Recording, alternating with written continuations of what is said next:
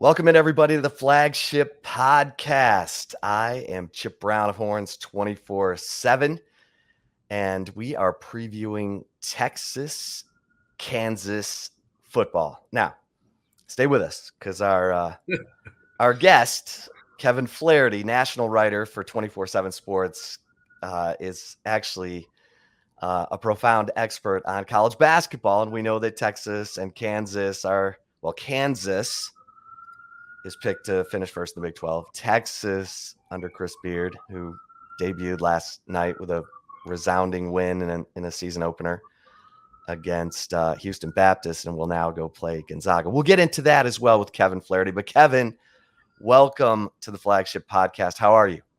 Doing well, Chip. Thanks for having me on. It's a fun week with college basketball tipping off and everything, and college football season still going, and no shortage of headlines there either.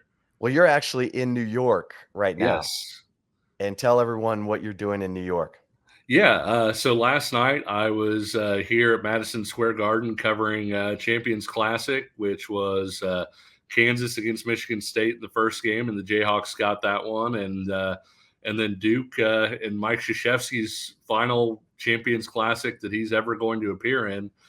They beat Kentucky 79-71 last night, and so got to cover those games and maybe explore New York a little bit today before heading on back. Well, we'll get back to basketball. We don't want to be misleading in our headline in talking about Texas and Kansas football, because here's the deal, Kevin. You know this. Kansas has been a weird nemesis for Texas. I mean, 2016, the loss up in Lawrence basically ends the Charlie Strong era. And then in 2019, Les Miles goes for 2, takes a 1-point lead. Texas has to drive the length of the field, kick a 33-yard field goal as time expires to win by 2. Remember when Les Miles was the coach? I mean, that lasted about 5 minutes. But now we have Lance Lippold. And all anyone knows, Kevin, is that Kansas was leading Oklahoma 10-0 at halftime and 17-7 deep into the third quarter. And that Caleb Williams may have made the play of the year, ripping the ball out of Kennedy Brooks' hands on fourth down to keep a drive to the final touchdown alive. At that point, they were clinging to a 5-point lead near midfield with a couple minutes left. So who is Kansas? Because if you look at the stats, they're terrible. If you look at the stats, they look like Kansas, right? Right. So what? And now, well, I'll let you just give us some overall thoughts on the 1-8, 0-6 Kansas Jayhawks before I ask you specifics.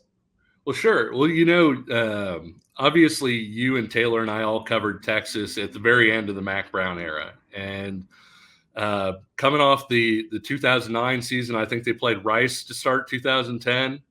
And it was kind of a weird sort of sloppy-ish game. And I feel like when you have a team that's really good, you're always kind of looking for maybe that little weird outlier that indicates that maybe things aren't all perfect in paradise. Maybe things are starting to take a little bit of that backslide. And the reason I bring that up is with Kansas, it's the exact opposite. They've struggled for so long that I think when you watch them, you're not necessarily watching to see, are they going to win tonight? Or, are they even going to make this game close? You're looking for sort of these little indicators that maybe life is a little bit different on the prairie this year, or is getting ready to be that way. And a lot of that was the Oklahoma game. I'll tell you, Chip, I was in person for the South Dakota game to start the season, and Kansas got pushed around in the trenches by South Dakota, which is an FCS team. I mean, they got bullied around. They had to drive down to get the game-winning score and then hold for a stop at the very end. Yeah, I mean, we could very easily be talking about a 0-win team here. And so to see sort of improvement isn't linear. And so it wasn't like they got, significantly better and better and they keep climbing. But there have been little indicators here and there. The offense played really well against Coastal Carolina the next week. played pretty well against Duke, and then against Oklahoma. And you were there, right, Chip, at that I game? I was not there. I watched it. Yeah, yeah. Well, it was, as we all know, one of the reasons I think Kansas can be a nemesis at home is it's not a very daunting home atmosphere, to say the least. You get the early game, you show up, there's 15,000 fans in the stands. I feel like opposing teams really thrive on that sort of energy that opposing fans can bring, and yelling at them that they stink and all of those different things. And it's just sort of a sleepy afternoon, and next thing you know, you're down at halftime, and you're in for a game. And the biggest thing that I noticed about that game, and I kind of confirmed it with Joey Helmer from OU Insider after that game, was Kansas won in the trenches. And that was maybe the most random part about that. Is I think when we all saw Kansas beat Texas in 16, it was such a fluky game, right? All the turnovers and all of the different things. It didn't feel like anybody should have won. It felt like somebody, both teams probably should have lost, but Kansas won. This game was actually a little bit different in that Kansas probably played well enough to win when you looked at what they did up front and all of those different things. And had Caleb Williams not made that play, Oklahoma might have been in trouble with Kansas having the ball at midfield with a few minutes left to go. And so I think that's kind of where Kansas sits. They haven't been able to really build off that. Oklahoma State came next. They got kind of run out really quickly. The Kansas State game, there were a few positives in there, but not really, I think, what a lot of people were wanting to see. And so that's kind of where Kansas is at right now. So we'll start with the Kansas offense, because the Texas players were talking about their lightning fast quarterback, and that's Jason Bean. And now Jason Bean from Mansfield, he gets hurt in the K-State game last week, and in comes Jalen Daniels, the sophomore quarterback, who threw it pretty well. I mean, he was 13 of 19, but for only 105 yards and a touchdown, and he's not really as much of a threat to run. Is that right? Yeah, he's athletic, but I mean, Jason Bean's a 10-3, 500-meter guy. I mean, he broke multiple long touchdown runs against Coastal Carolina. I think one of them was like 60 yards. So, I mean, he can really go. He's one of the fastest guys on the Kansas team. Daniels is more what you would expect from kind of a dual threat-ish kind of guy. Can run a little bit, can throw the ball a little bit better maybe than Bean can, but yeah, the funny thing is you missed a step in there, and that Bean got hurt. Then Miles Kendrick came in, got knocked out for the season. Then Bean came back in for a little bit, got hurt more. Then Daniels came back in. So it was a rough week for Kansas at the quarterback position against K-State. So what is Bean's injury, and do we expect him to be on the field Saturday night at Texas? I think it's a wrist, and that was kind of, he took a really big shot, and so I think a lot of people wondered whether or not it was maybe something else, but he did come back in for a little bit before eventually leaving. I would say he's doubtful for Saturday. The interesting thing is, Daniels played for most of last year, so he's got starting experience. They really like him, but he played last year as a true freshman who was 17 when the season started. And so I think that they really wanted to redshirt him this year. And while you can still do that because you get the 4 games now, I'm not sure that they really wanted to be sending him out just yet again. And so they're still, I think, going to try and keep that red shirt on. But I would be a little bit surprised if Daniels wasn't the guy against Texas.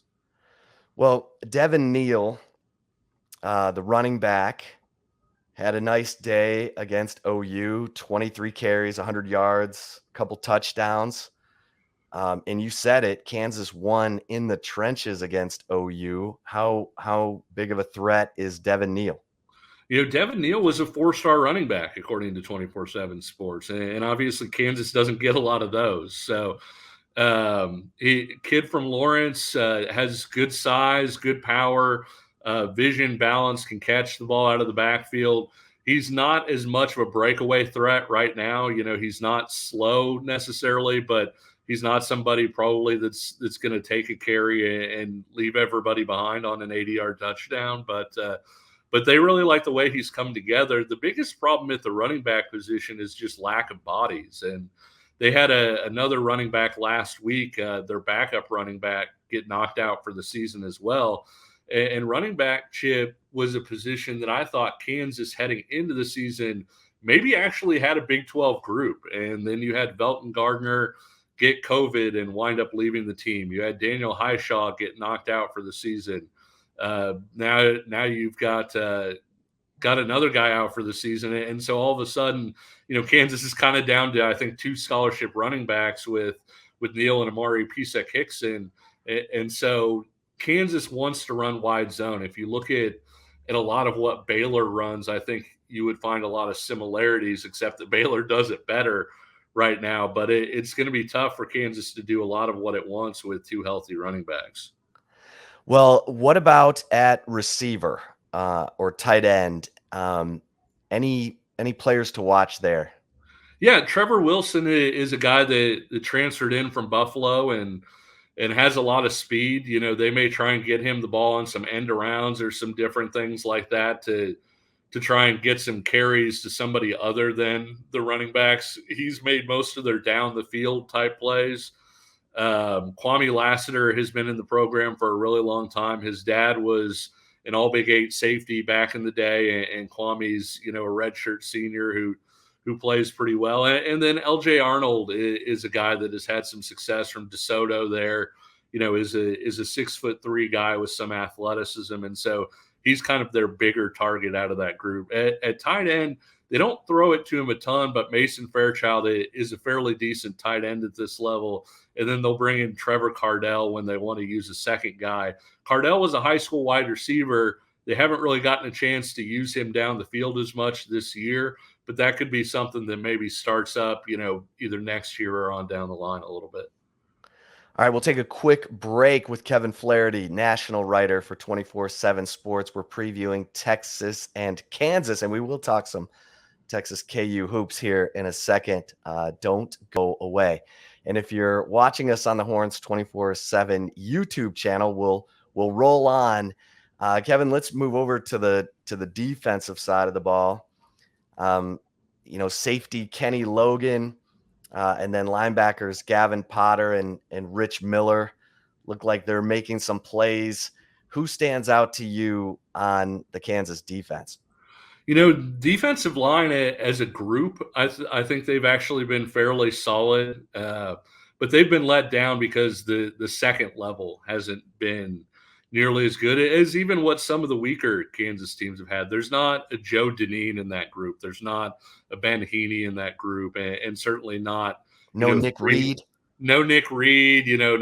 No Mike Rivera, Joe Mortensen, none of those guys in there. Rich Miller has had a nice season, but they really need more pieces to emerge around him. And I think, Chip, that's why you'll see Kansas really hit either the transfer portal. They've offered a couple of junior college linebackers as well. That may be a position where they look to get older after this season, but linebackers probably been their weakest spot. They've got some young cornerbacks, and so whenever you've got young cornerbacks, they're going to show really well, for plays, and then they're going to have you scratching your head the next play. And then Kenny Logan's having a really good year. He's a legitimate all Big 12 type of guy at his safety position. Plays the ball well on the back end, but really does a better job in terms of coming out and making big plays as a run stuffing type of guy and helping out that linebacker group. What about special teams? Special teams is an adventure. And, it's kind of one of those things where I think that's really where you see a lot of separation between better teams and teams that maybe aren't so good is, you see a team that has a lot of talent like an Oklahoma or like a Texas or somebody like that, and they can play starters on special teams, and a lot of times they do. But even when they play guys who aren't starters out there, a lot of times they're guys that are really good talents. And Kansas doesn't have that luxury as much. And so, they've had some situations where they've really needed a field goal to maybe stay in a game, or make things competitive, and they haven't gotten it. They haven't been as bad about giving up returns this year as they had been under Les Miles, and so that's a major area for improvement. But they certainly don't have, I don't think, what you would consider to be sort of upper tier special teams at this point. Yeah, Jacob Borcilla. Porcilia, yeah. He's 7 of 12 Yeah, on field goals. and the misses are pretty much whenever you get past anything relatively short. So, if Kansas comes into this game and for whatever reason exceeds expectations, and you're looking at a 45-yard field goal or something like that for Kansas to stick around or have a chance, that's not really his strength. So Kwame Lassiter is really the guy you got to watch out for. He's averaging, I think, 15 yards on punt returns. Yeah, and they've done a little bit better blocking on punt returns and things like that as well. Kenny Logan took a kickoff back, and so he can be a decent kickoff guy, but they haven't really had a lot of sustained success in that area at all. What do we know about Lance Lippold? He is very much an even keel, process oriented. Next rep is the most important. Your next drink of Gatorade is your most important. He is super locked into, okay, let's make this next part the best thing that we've done, and you have to be that way because it, like I said before, improvement isn't linear, and so you're going to have moments where the improvement is maybe visible, like against the offensive stuff against Coastal Carolina, or the way they played against Oklahoma, and then you're going to follow that up by maybe getting smashed by somebody. And so for Kansas to get to where he thinks it can get, and where Kansas fans certainly hope it can get, they really need to focus on that whole, don't see the big picture. Don't look at everything all around. Basically, take care of this one little thing that you can control right now, and then we'll build on that and the next thing and the next thing.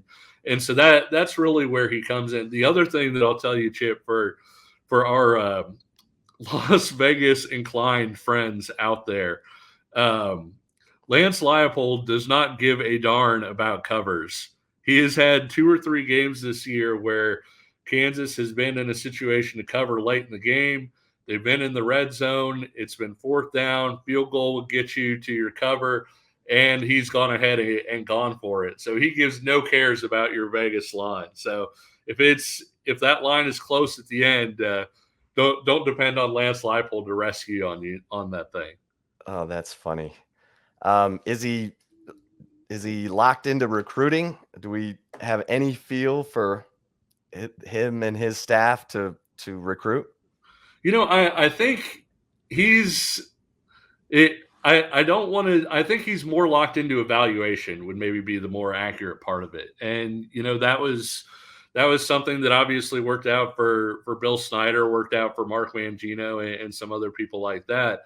I do think that one of the things that's different about Lippold and this staff, as opposed to some of the other ones, is they aren't ignoring Kansas. And I know that you look at Kansas, especially from Texas, which produces, 300 some Division I kids every year. And you're like, well, why would you recruit Kansas?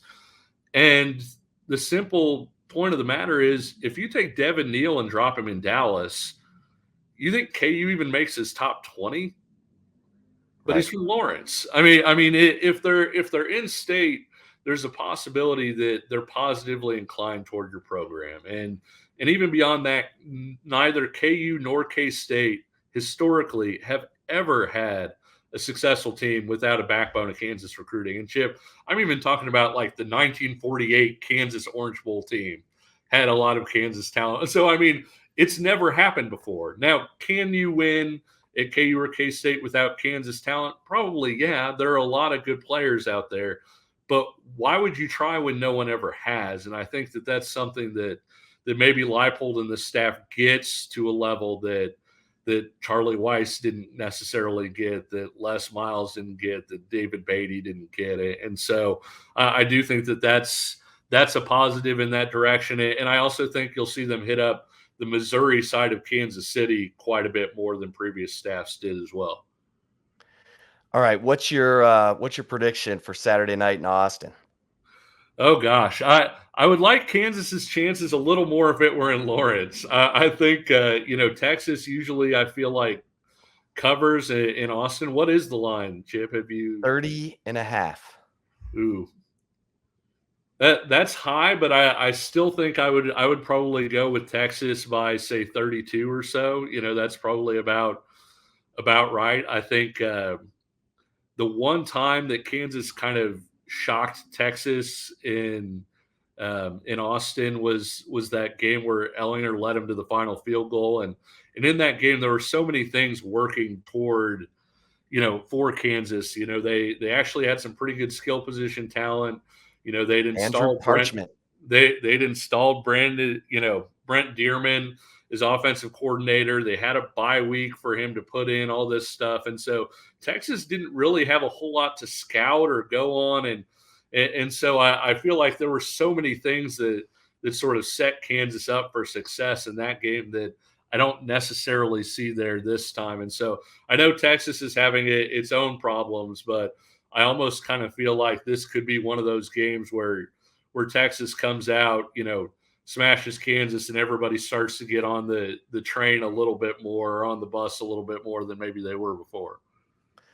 All right. And Kevin, as we mentioned, you are in New York covering the Champions Classic, Kansas basketball. You and I were in Kansas City for Big 12 basketball media days.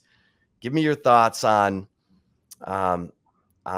Kansas basketball, because I think they got, obviously they got more first place votes, but Texas got some. Sure. And this is a deep Kansas team for Bill Self. How good is this team? Well, it's so funny because last night they played 11 guys in the first half against Michigan State, and afterwards, we got a chance to talk to Bill Self about it, and one of the things that he said was basically, I don't want to be that team. And so even though they have the depth and those guys were effective and helped them build a lead against Michigan State, Self is still a lot more comfortable going with a tighter rotation. And so I do think that, as we go into say Big 12 play, you're maybe going to see Kansas at that 8 or 9 man rotation instead, even though you're adding, they played 11 last night. They didn't have Jalen Wilson, who's suspended. And so even looking at the fact that they have a number of guys they can play, I don't think that that's necessarily the direction that Bill Self wants to go. And so the interesting thing there will be, who gets left out, and if some of Kansas's younger guys maybe get left out, is it a situation where Kansas is maybe harming its future a little bit with those guys, maybe indicating that they should go to the transfer portal when KU's counting on them for next year, but with the possible payoff of a national championship this year? Well, it seems, Kansas has been dominant when they've had great point guard play. How would you rate KU's point guard situation? It's funny because Remy Martin is driving Bill Self absolutely crazy right now, and not necessarily in a great way. In the exhibition games, and he did miss some practice and things like that, but in the exhibition games, he was off on some assignments. He maybe cost Kansas some baskets because he was cutting the wrong way or going the wrong direction. And Bill Self actually benched him for one of the exhibition games, brought him off the bench, and Martin scored 11 points in the first 6 minutes. So he's. I think you're going to see a little bit more of sort of that carousel there, where DeJuan Harris actually played the second most minutes on Kansas's team last night.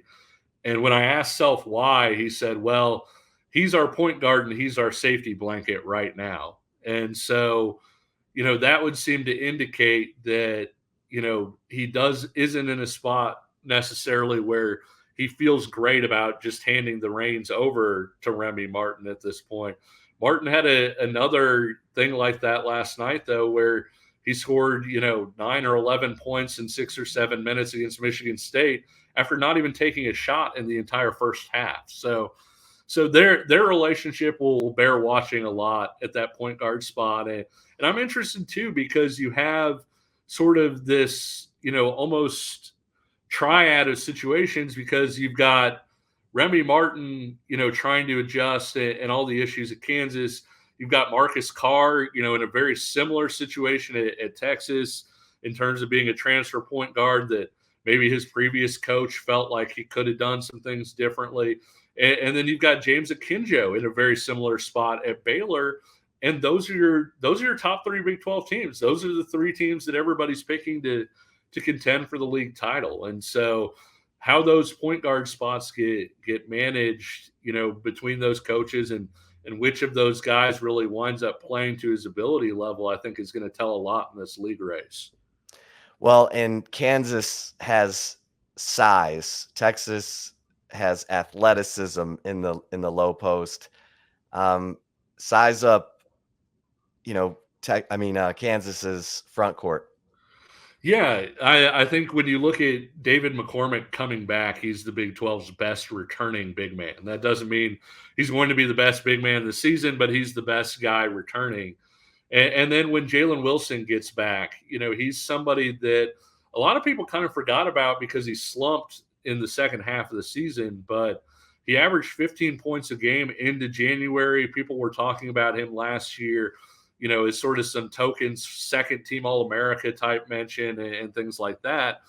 And so, with his confidence back and everything else, I think that's a pretty solid duo to start with. Kansas played its freshman big man, Zach Clements, quite a bit last night. And Clements hit a 3-pointer, and Self told us after the game they had a 5-minute scrimmage the other day, and Clements scored 17 points in the 5 minutes. He hit 5 3-pointers and scored 17 points. So that'll be a guy to watch, sort of coming up. They did announce last night that Cam Martin, who was a Division II transfer, who was supposed to be the main backup to David McCormick sort of before Clements started to break out, Martin's going to take a red shirt. So that does, move them down a little bit as far as that goes. With Texas, I think one of the things I really, really like is that wing group, though, Chip. I mean, it's when you look at the fact that you have, the experience of Courtney Ramey and Andrew Jones, Timmy Allen, I'm a huge fan and was a huge fan of his at Utah. And when you add in the different guys that they can add, Jalen Tyson to get more size, you can go, Brock Cunningham or Avery Benson to, sort of ignite the whole thing on fire with energy. And so I think that's maybe one of those areas that really stands out with Texas too. Yeah, if Texas can defend, yeah, like they, obviously they played Houston Baptist, but Houston Baptist thought they would be able to do more and exploit their Texas's lack of size, and Texas just guarded so tightly that they couldn't get into anything that they really wanted to get into. So that it is going to be interesting. I mean, Texas is going to have to scrap and claw and do a lot defensively to get people out of their comfort zones and keep Kansas from being able to get the ball where they want to get the ball. And it's going to be fun because we know Beard and Self go way back. They know each other incredibly well. I mean, the whole saying goes, in conference play, you better have a plan B because everybody knows your plan A already. They've seen it for years. They know, hey, when you run an inbounds in this situation, you want to get this lob off of this screen. But I think with Self and Beard, it's almost you better have a plan D because they know each other so well that your A, B, and C is all taken care of. And so it'll be a really good matchup. I would probably bet the under in that one, though, and that they've both proven really, really good at sort of shutting down the other's offense over the years. Yeah, I loved the story at Big 12 Media Day Beard was talking about how he helped Self recruit one of Beard's players at Fort Scott Community College, who was a big guy, whose name escapes me. He was kind of one of those like um, Joku or something like that. But um, I said, well, how did he thank you? And he said, well, Self's the kind of guy who'll buy you a draft beer, not mixed drinks. And so I tell Self that, and Self's like, well, that's funny because Beard sends me a picture of his UALR team after they beat Purdue in the NCAA tournament, and they're at Whataburger. Like most coaches would be like, you know what? I'm going to take my team to the best steakhouse I can find because the school's going to go for it. They're going to pay for it because we just won this great game. And Beard takes his team to Whataburger. It's funny that you mentioned this story because last night the coaches got Mike Krzyzewski like a 23-year-old bottle of Pappy for heck of a nice gift and everything. And John Calipari was joking about it and said that the other coaches said they'd chip in, meaning Bill Self and Tom Izzo, and he goes, they didn't chip in. So it was kind of funny, and Coach K is not apparently a bourbon guy, and so Calipari was telling him, well, why don't you just save that bottle then, and when I retire, you can give it back to me, and we can do it that way. But no, it's a fun relationship, and both of them are really funny guys. It still cracks me up. Chris Beard's thing was it when he was on with Kenny Mayne where he was talking about when Texas Tech made the Final Four and he said, congratulations on your first Final Four. And Beard said something like, well, I've been going to the Final Four for years. I've just been crushing beers in the lobby. So it's fun to see those guys interact for sure. Yeah, well, Tom Penders always told me if football's having a bad season at Texas, basketball better be ready to have a good season. So yeah, I think Beard, who of course was a student, manager, coach, assistant, whatever, for Penders, gets that, and he's certainly done an amazing job of getting these transfers pulled together. And now we'll see how well they can grow and mesh, and this should be a fun Big 12 race. Kevin, appreciate the time. Know you're going 100 miles an hour. Thanks so much. Thanks a lot, Chip. Really appreciate it. All right. And thanks to everybody for listening to the Flagship podcast interview with Kevin Flaherty, previewing Texas, Kansas football and basketball. And until next time, stay safe and keep the faith.